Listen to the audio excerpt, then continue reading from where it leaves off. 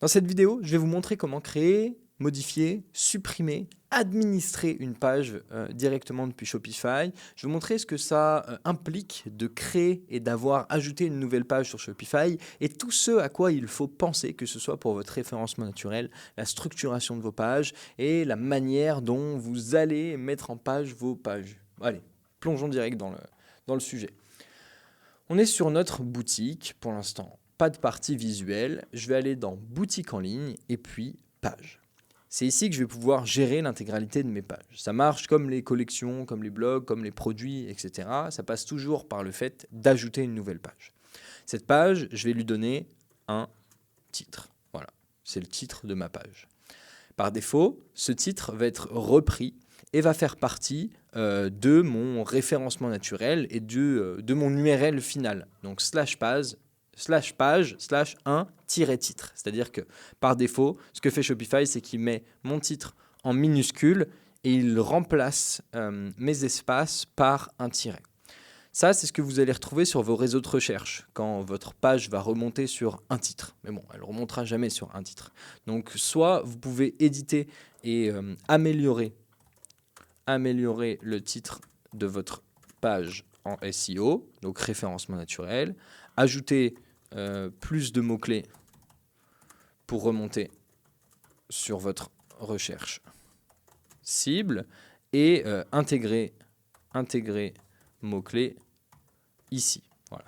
Tout ça, ça vous donnera un petit peu plus de chances de remonter. Évidemment, votre performance en SEO n'est pas que liée à la manière dont vous avez structuré votre page, mais à tout l'impact et l'importance que Google donne à votre site en général. Et ça, c'est un autre sujet qui n'a rien à voir, mais au moins, vous en êtes conscient. Vous pouvez écrire le contenu de votre page ici. Donc là, je pourrais mettre un lorem ipsum et tout ce qui va ensemble. C'est juste un faux contenu, histoire de vous dire qu'on a mis quelque chose. Mais c'est pas ce qu'on va faire parce que c'est plus trop la manière dont on édite des pages aujourd'hui sur Shopify. Donc moi, généralement, ce que je fais à chaque fois que je crée une page, c'est que je la laisse vide. Et par contre, je vais travailler avec ce qu'on appelle des modèles de page. Avant de continuer cette vidéo, j'aimerais te présenter comment révolutionner ta boutique en ligne grâce au thème Full Stack. Ces 4 dernières années, notre thème Shopify est devenu une référence en France et pas pour n'importe quelle raison. Il est super accessible et représente le croisement parfait entre efficacité et simplicité d'utilisation, notamment grâce à son espace membre de formation, ses modèles de page en un clic et ses guides complets. On l'a optimisé pour le SEO mais surtout pour la conversion, tout en te permettant d'économiser plus de 400 € par mois d'application. En plus, tu peux installer dès maintenant la version gratuite sur ta boutique, sans aucune limite dans le temps, ni de licence. Alors n'attends plus et commence dès maintenant à propulser les performances de ta boutique en ligne. Vous, par défaut, vous ne devriez voir que le modèle de page par défaut, sauf si vous êtes sur le thème Full Stack, là où on a créé des modèles pour vous. Je vais vous expliquer ce qu'est un modèle de page et pour ça, on va plonger direct dans la partie boutique en ligne. Donc là, boutique en ligne, je vais ouvrir le thème sur lequel je travaille. Alors ici, c'est le thème qui est publié, mais ça pourrait très bien être un thème brouillon. Et si vous avez du trafic sur votre boutique, je vous conseille toujours de dupliquer votre thème et de travailler sur une version dupliquée. Donc maintenant, je vais aller dans page d'accueil et puis je vais aller dans page. Ça, c'est mon modèle par défaut. Si vous n'êtes pas familier avec les modèles de page, checkez cette vidéo. Le seul truc que vous avez à comprendre en réalité, c'est que plusieurs pages sont attribuées au modèle par défaut. Par défaut. Là, par exemple, je viens de créer ma page un titre. Par défaut, elle a la page par défaut, donc mon modèle de page par défaut. Le problème, c'est que si plusieurs pages sont assignées à un même modèle, tout ce que je vais bouger ici, comme section, par exemple, si je veux cacher celle-ci ou peu importe, eh bien, ça va être appliqué à mon autre page.